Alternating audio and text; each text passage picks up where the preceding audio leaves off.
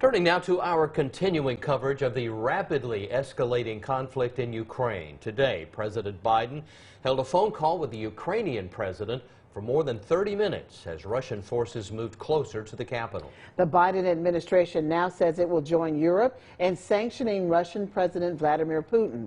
Natalie Brandt reports from Washington.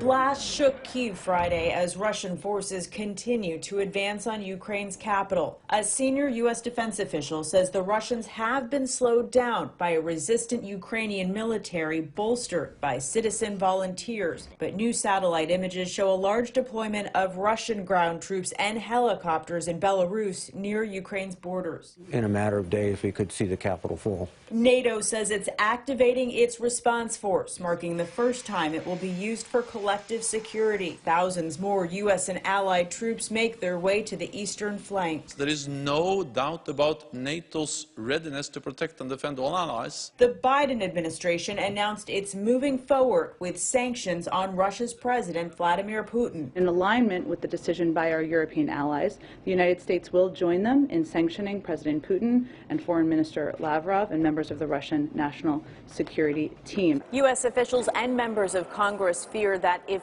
Putin succeeds in Ukraine, he could set his sights on other former Soviet countries. No one knows for sure exactly where Mr. Putin's going to stop, and he's not telling us. The United Nations Security Council met Friday to vote on a resolution condemning Russia's attack on Ukraine. Natalie Brandt, CBS News, Washington. There is also mounting pressure to cut Russia off from the international banking system known as SWIFT, with more Western leaders now signaling support.